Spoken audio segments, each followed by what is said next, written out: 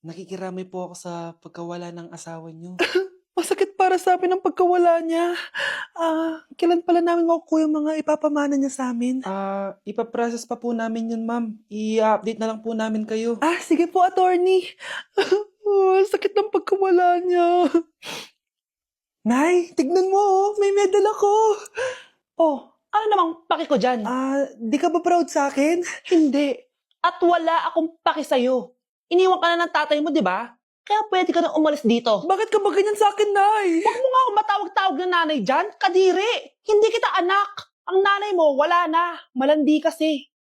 Nay, gutom na ako. Ay, gutom na baby ko. Wait lang, mag-order ako ng steak for you, ha? Yay, steak, my favorite! Ampun lang pala ako. Nasaan na yung totoo ko, nanay?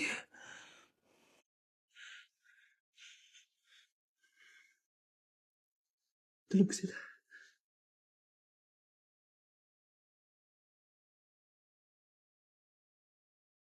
Nasaan na yun? Ito ba si nanay? Sino ito tumatawag na to? Muntik na yun. Attorney? Hello, ma'am. May update na po sa ipapamana ng namatay niyo pong asawa. Sige. Punta ka dito sa bahay. Sa wakas, ito na yung araw na pinakahihintay ko. Hoy, ikaw! Pag dumating dito si attorney, magtago ka. Hindi niya pwede malaman na may isa pang anak ang asawa ko. Sige po. Ma'am, nakuha na po namin yung last will and testament ng asawa niyo. Ang nakasulat po dito ay, ang 50% ng kayamanan niya ay mapupunta po sa inyo. Mali ata yan, attorney. Dapat 100% ang mapupuntang kayamanan niya sa amin. Kami lang ang pamilya niya eh. Bali ma'am, ang nakasulat po kasi dito ay ang isang 50% po ay mapupunta sa isa niyang anak. Ano? Baka yan yung isa naming anak na nawala? Oo, sa amin na lang yan. Ako! Ako ang isa pang anak ni Ramon. Kakagising ko nga lang pala mga mare. Charot lang, kanina pa ako gising. Habang tumatae nga pala ako mga mare, bigla ako may naisip ng pagkakakitaan. Kaya naman nagpahatid na ako mga mare sa malapit na grocery sa amin. Bagong-bago nga pala itong naisip ko mga mare at wala pa nakakagawa nito. Bumili na nga ako ng mga kakailanganin ko mga mare para hindi tayo maubusan ng stocks mamaya. Pagka uwi ko nga, inumpisan ko na agad magluto mga mare. Para naman marami tayong kitain ngayong araw. Wala talagang lugi dito sa small business na naisip ko. Dahil sa isang pack na to, 200 orders na ang magagawa ko dito mga mare. Kakaiba talaga tong fries ko mga mare. Dahil sinigang powder ang nilagay ko dito mga mare. Ito nga pala yung 70 pesos mga mare. Sobrang sulit na talaga. Sa sobrang mura nga nito mga mare, nanganganib pa ako malugi. Pero hindi na importante yun mga mare, basta marami tayong customers. Nakakatakam nga tong sinigang fries natin mga mare, for sure dadayuhin to. Hindi na talaga nakapaghintay ang mga customers natin mga mare. Kita nyo naman sa mga mukha ng mga customers natin mga mare na masaya sila. Sobrang nagustuhan nga nila yung sinigang fries natin mga mare. Babalik-balikan daw nila to. Ang saya pala kumita mga mare, lalo na't galing sa dugot pawis. Kinulong po ni nanay si Scarlett sa bodega. Ha? Anak? Anak? Walang iya talaga yung tita mo. Anak, sorry kung ngayon na ako nagpakita. Pinakulong kasi ako ng babaeng yan! Deserve mo makulong! Ikaw ang ikukulong namin dahil child abuse ang ginagawa mo. Ano? At hindi mo na din makukuha ang 50% ng mana. Hindi pwede!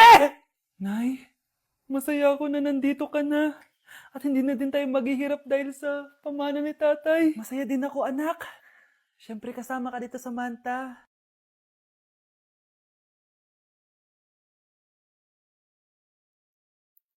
Ano ba? Bakit tawag ka ng tawag, ha? Oo, wala silang kaalam-alam. Sige na, baka mahuli pa tayo. Sa wakas, sa atin na ang mana. Maghahati tayo dito. Palayasin mo ni mga batang yun, ha? Ako bahala. Ang galing talaga natin magpanggap date. Mga anak, aalis na tayo dito sa bahay. Lilipat tayo sa mas malaking bahay. O eto, mga gamit nyo, inimpake ko na. Talaga, Nay? Scarlett, huwag ka maniwala dyan. Nagpapanggap lang yung nanay mo. Samantha, Ano yung mga pinagsasabi mo? magjowa sila ni attorney. Sinet up nila tayo. Ganyan ba ang ugali mo, Samantha? Kaparehas ng nanay mong sinungaling? Samantha, ano ba? Kung ayaw mo sumama, edi wag. Sige! Kung totoong anak mo talaga si Scarlett, saan at kailan mo siya ipinanganak? Ang dali naman yan. Edi sa Manila. Pinanganak ako sa ibang bansa.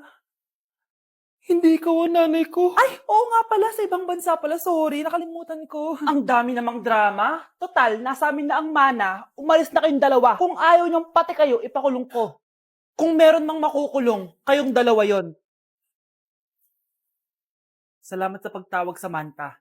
Inaaresto kita, attorney, sa kasong panloloko. Palpak ka talaga! Naisahan niyo ako ngayon, ha? Hindi pa ako tapos sa inyo. Talagang sinira mo yung sarili mo, attorney, para sa pera. At ang dami mo na palang naloko. Samantha, huwag na tayong maghiwalay, please. Oo, Scarlett. Dito lang ako palagi sa tabi mo. Kayong dalawa, mag-ingat kayo palagi, ha? Gamitin niyo na maayos sa pamana ng tatay niyo. Salamat po. Okay, class. Oh, Jessica. Buti pumasok ka pa. Ang dami mo na miss na quiz. Bagsak ka na sa akin. Nagbakasyon ako. Na-stress kasi ako sa'yo. Ang dami mo kasi pinapagawa. Aba, bakit? Hindi lang naman ikaw ang pinapagawan ko. Lahat kayo. Ano ka dito, prinsesa? Oo. Sa bahay namin, ako ang prinsesa. Kaya kayong lahat, sumunod kayo sa akin. Pumunta ka sa guidance office. Hindi po, ate. You go to the principal's office. Tandaan mo, kami ang nagpapasahod sa'yo, di ba? Ano nangyayari kay ma'am? Hala si ma'am! Ang ganda-ganda ko na naghanap ka pa ng iba. Hala, heartbroken ata si Cheska. This sir, feeling main character kasi. Tumatawa ka? Masaya kayo, ha? Kapag heartbroken ako, bawal magmasaya. Eh ano naman kung heartbroken ka? Pakinamin. Oh, come on, Samantha. Hindi mo pa naman na-experience sa magka-jowa. Kasi walang nagkakagusto sa mukhang yan. Hi! Ako pala si Scarlett. Bago lang ako dito. Oh, pake ko. Tsaka tanggal mo nga yung makeup mo. Dapat ako lang yung maganda dito sa school. Sino ka ba para utusan ako?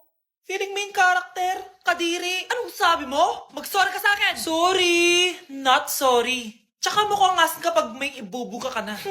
Nakahanap din ng katapat si Cheska. Walang yatong babaeng to. Ako ang main character dito sa school. Bye!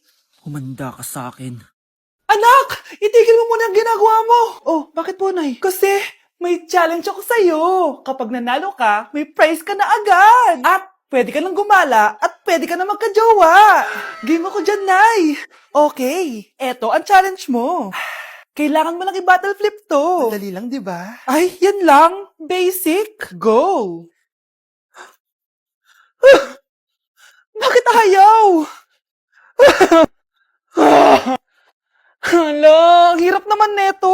Akala ko madali lang manalo. Hindi naman talaga mahirap manalo, anak. Lalo na kung sasali ka sa weekly Lucky Draw promo ng Mogu-Mogu. Sumali na for a chance to win exciting prizes. Up for grabs every week is an iPhone 16 Pro Max 256 gigabytes, along with other rotating prizes such as Samsung TVs, iPads, GCash, and more! All you have to do is scan the QR code on your Mogu Mogu bottle and enter the 10-digit code found under the cap to earn points and join the draw. Kaya the more you collect, the better your chances of winning. Ang dali lang pala, Nay. Favorite ko pa naman tong Mogu Mogu. For sure, marami akong makokolek. Tama ka, anak. All registered users can join. And you can use your points to submit entries for the weekly lucky draw. Imagine, umiinom ka lang ng Mogu Mogu tapos may chance ka pang manalo ng big prizes. Naku, Nay. Excited na ako manalo. Masarap na talaga, anak. Tapos ang chewy pa, Nay. Tara, selfie tayo. Tara, tara. Ayan, ang ganda ko dyan, Nay. Remember, life is too short, but it's not too late to join the fun and chew to win with Mogu Mogu. For more details, just visit www.mogumogu.com. Okay, class. The nomination for Muse is now open. Ma'am, I nominate myself. Subukan niyo mag-nominate ng iba. Pa-main character talaga siya, oh. Ma'am, I nominate Scarlett. Hala, maglalaban sila. Ooh, ang dalawang magkaribal. Ay, nako. For sure, mananalo ako. Let's fight fair and square. Okay, we have 2 candidates. Unang tanong, anong meron sa inyo na wala sa kalaban nyo? Ang bagay na meron ako at wala siya ay yung mga mansyon namin. Mamahalin namin na sasakyan, mga luxury bags. For sure, wala siya nun. Ang bagay na meron ako at wala siya ay ang mga taong nagmamahal at sumusuporta sa akin. My family, my friends. Walang kwenta ang yaman kung walang nagmamahal sa'yo. Oh, burn! For my final question, bakit ikaw ang deserving maging muse? Obvious naman, di ba? Maganda ako, sexy ako. Ano pa bang hahanapin niyo sa akin? I believe that being a muse is being a good role model. I am confidently beautiful to show the classroom, the school rather, that I have what it takes to be a good role model. And I thank you. We love you, Scarlett! Itaas ang kamay kung boto kay Cheska. Okay? Itaas ang kamay kung boto kay Scarlett. Okay, Cheska! Panalo ako! Pwede ka nang bumalik sa upuan mo. Meron na tayong bagong muse, si Scarlett! Deserve!